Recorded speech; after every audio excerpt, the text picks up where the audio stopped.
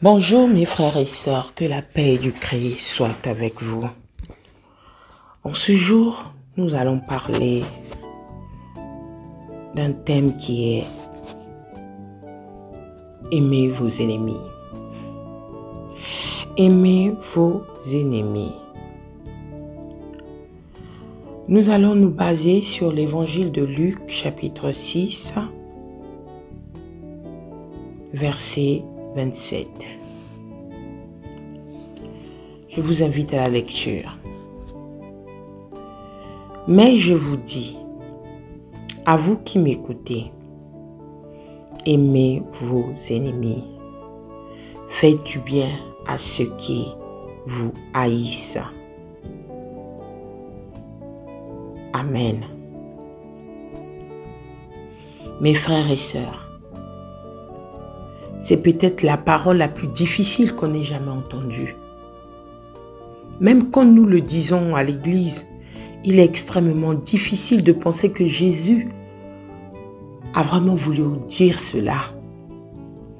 Mais au cas où nous aurions quelque chose à ce sujet, il a ajouté, faites du bien à ceux qui vous haïssent.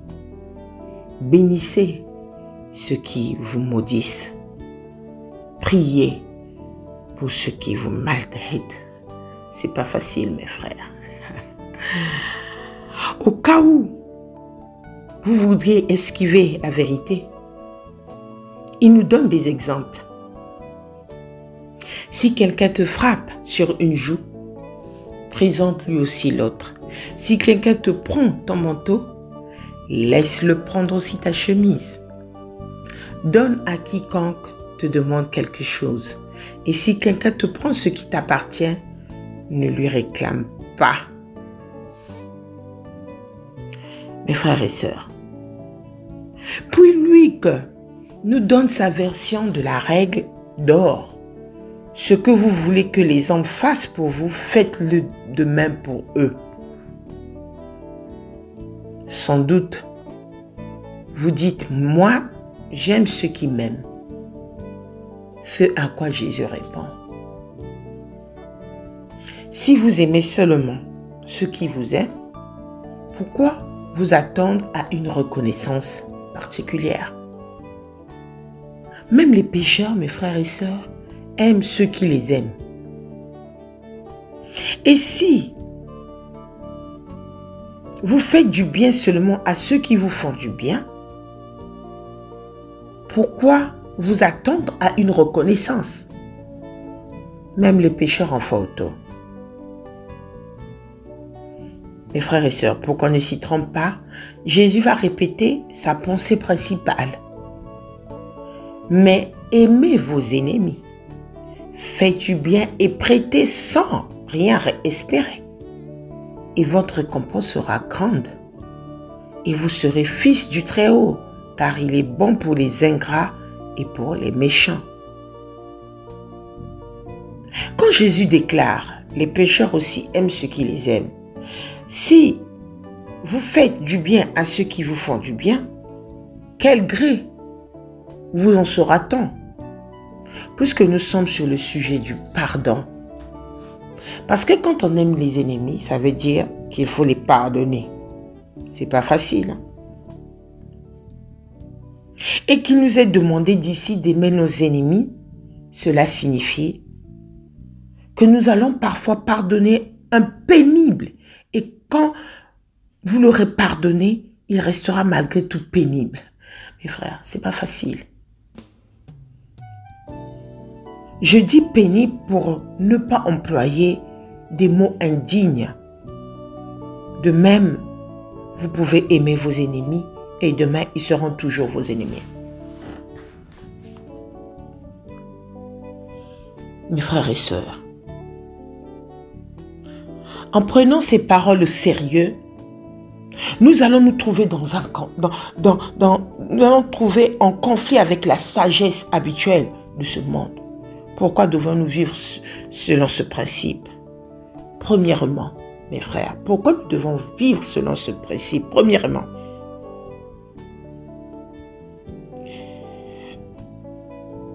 nous pouvons supposer qu'il s'agit premièrement d'une grande récompense au ciel.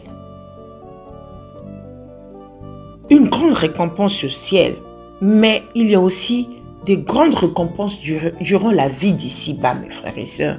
Si nous aimons nos ennemis, notre plus grande récompense sera déjà d'être délivrés de l'amertume et de l'irritation.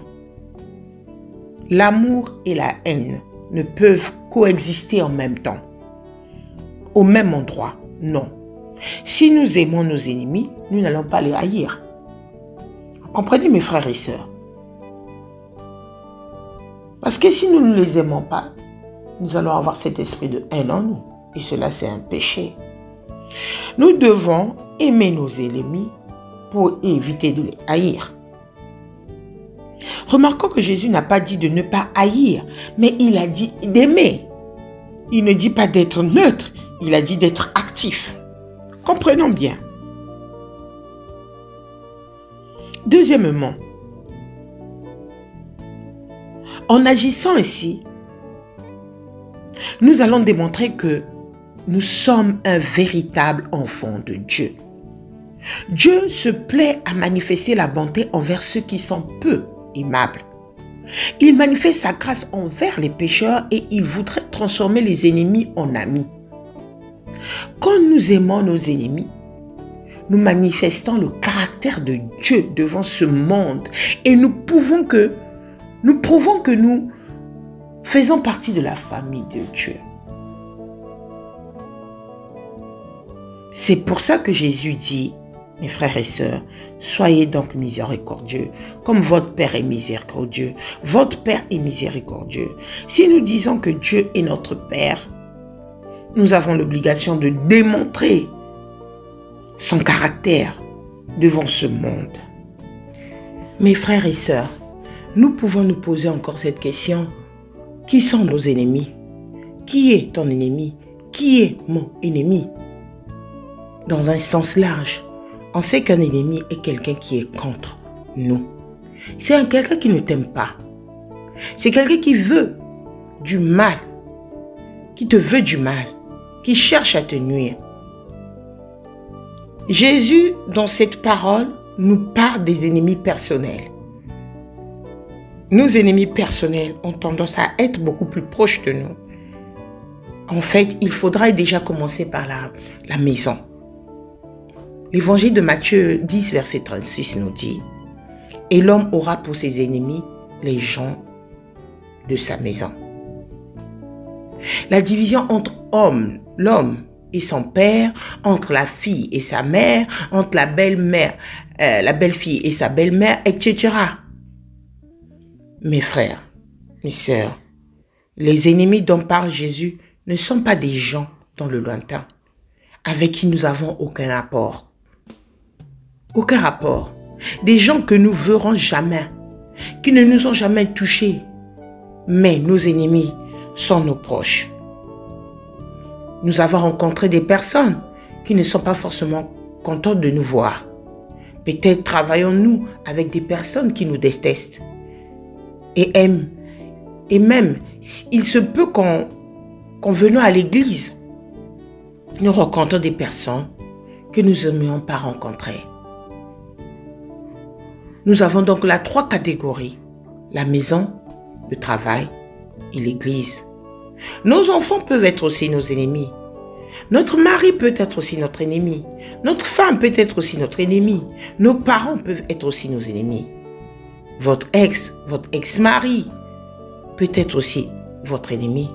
Ce ne sont pas là les gens là-bas au loin que nous n'avons jamais vus. Anonymes, malfaisants qui sont nos ennemis. Un jour ou l'autre, des personnes que nous aimons nous blesseront. Et dans la vie quotidienne, c'est ce qui se passe. Et en tout cas, à ce moment-là, elles seront devenues nos ennemis. Et si nous sommes honnêtes pour l'admettre, nous serons devenus aussi leurs ennemis.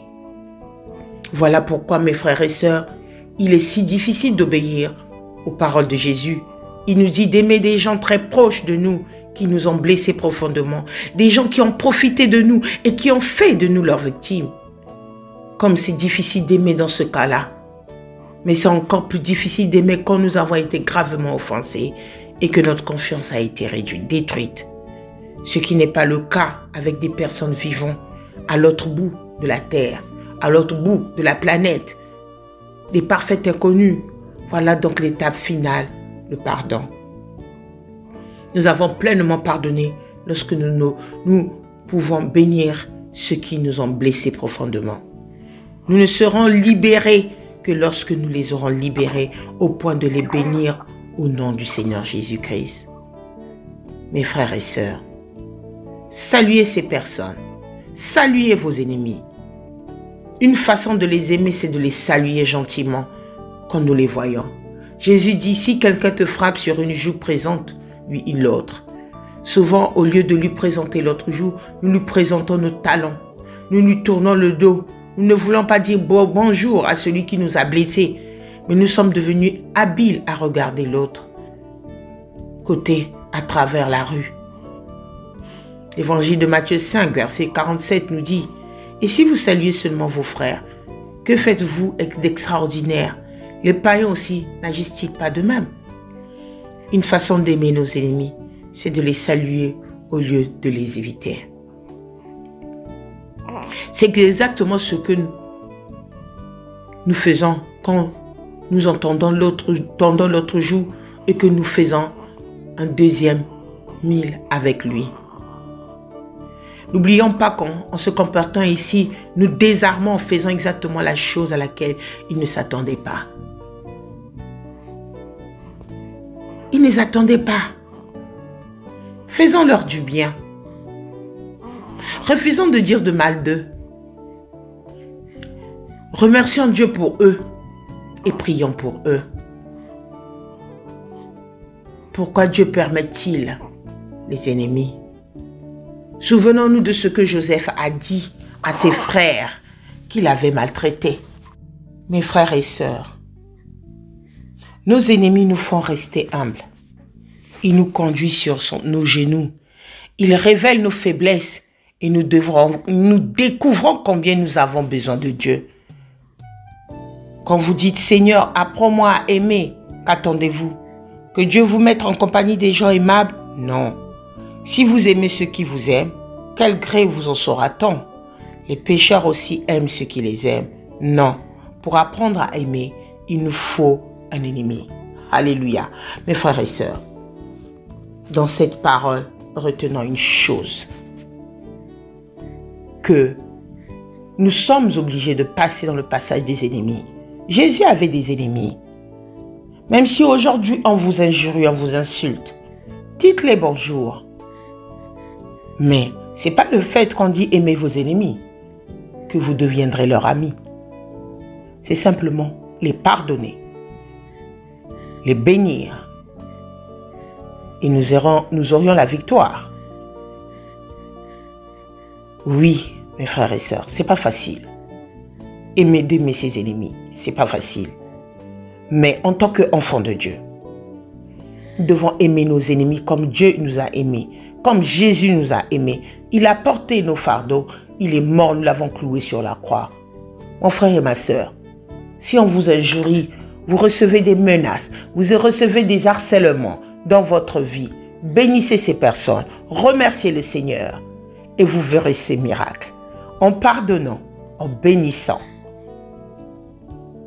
Dieu nous relève encore. Il nous élève encore de plus en plus. Et l'ennemi aura honte. L'ennemi comprendra rien de nous. Comme Satan n'a rien compris sur le plan de Dieu en ce qui concerne notre Seigneur Jésus-Christ. Que Dieu nous bénisse tous. Amen.